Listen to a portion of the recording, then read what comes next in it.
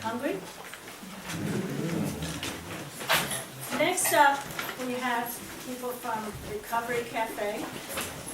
For those of you who are not familiar with Recovery Cafe, it is a wonderful program downtown.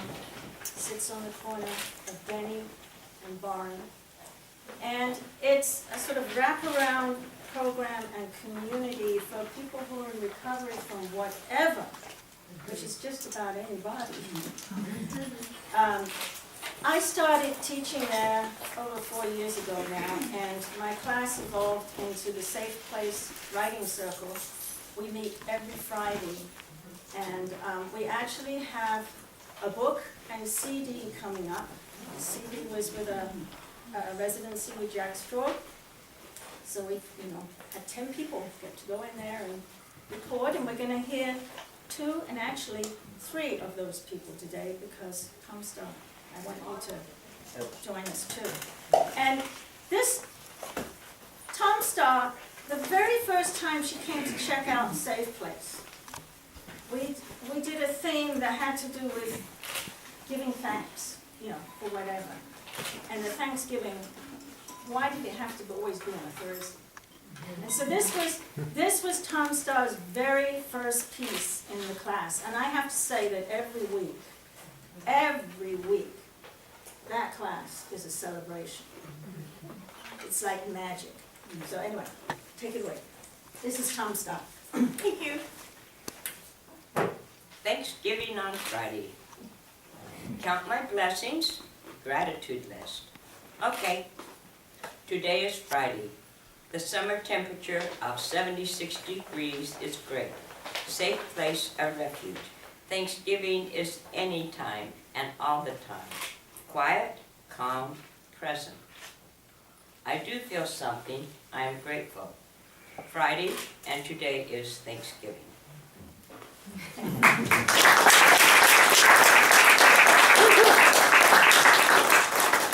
So we have this section, Words from the Cafe, that's been going now. Hey, Steve.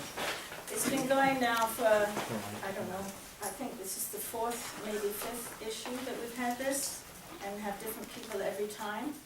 So today, I'm real happy to bring the wise voice from our class. I hear a chuckle. But Mary Jo El-Wattar, she is our much beloved elder who drops pearls of wisdom. So, Mary Jo, come on up.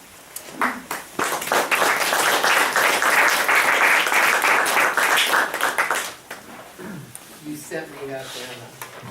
But you were fulfilled. I'm a lucky person to be at Recovery Cafe. And I'm a lucky person to be in Safe Place with Anna being a teacher. And I was teased today by one of the elder people also in Safe Place. And I don't know if Johnny's here right now, but he says I'm the oldest person he's ever seen. So I guess I'm very, very old. Because he's 73. So he's going to catch up with me soon. This is called Wake Up Call.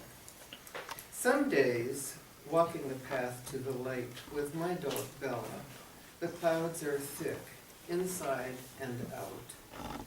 Looking at my feet, trudging, a bird call awakens me. I look around, wanting to see what bird had had the audacity to penetrate my self-absorption. It's a little song sparrow, nondescript, brown. Nothing fancy except his spirit. He hits the same notes over and over. In fact, I think he's singing his song to awaken me. He thrusts his head up and back, which is his nature to do, and belts out his melody. Wake up, look around. Wake up, look around, he repeats. So I do.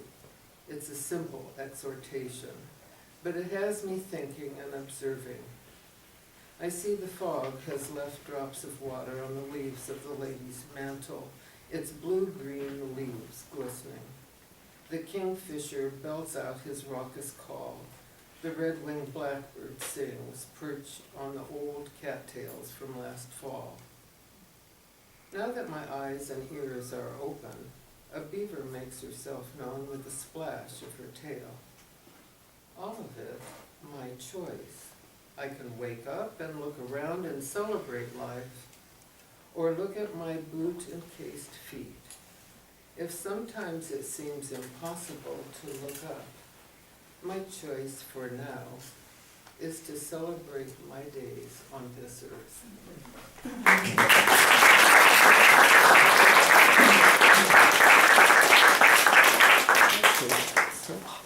And last from the cafe this time is Angel Ybarra. Did I say it right? Ybarra. Ybarra. So welcome Angel, who's going to take us back into a glimpse of her childhood.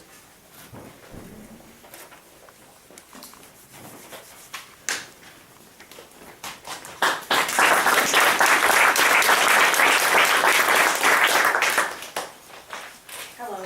Hello. You'd think I wouldn't always get nervous. She says it's a good thing.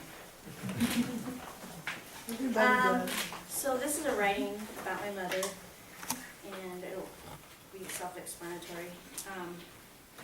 And Anna's been a great mentor for me. She pushes me to write. There was a time that I thought I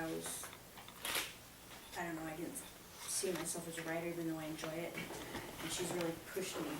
So this is called Beauty Queen.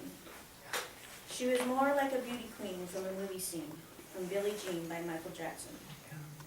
I was 8 years old when Michael Jackson made yet another mark on the world. He'd already entered into every household with access to MTV, which was fairly new at the time in the early 1980s. In our home, it was a tradition to watch the Thriller video every night at 5 o'clock sharp.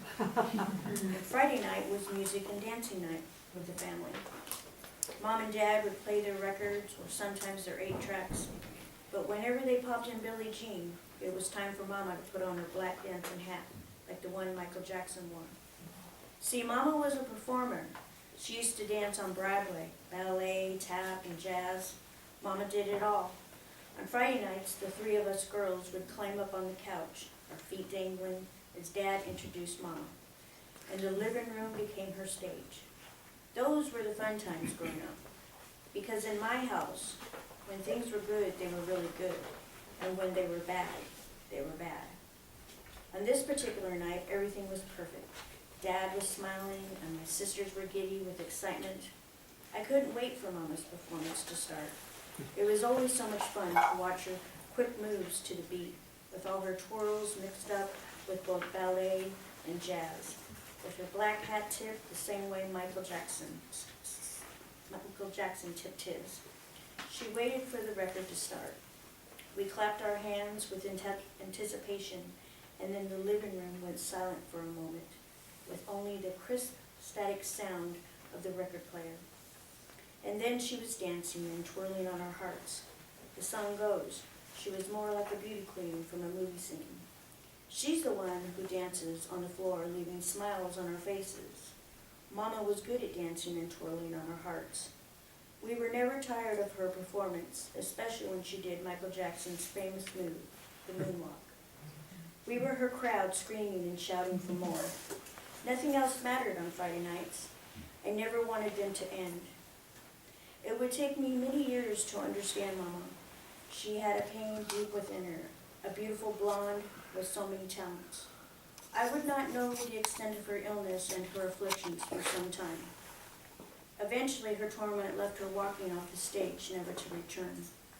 We prayed for her to come back and perform again for us, but it was too late. There wasn't anything we could do for her. She was never coming back.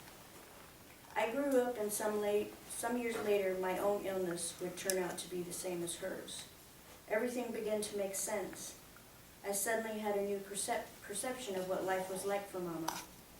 I will never fully understand the desecration she bestowed upon me. I only learned that sometimes things don't look as they appear, and at the same time, someone who deals with mental illness and addiction is sometimes the most talented, caring, and loving person you can ever come across. A beauty queen from a movie scene is only half of Mama's story.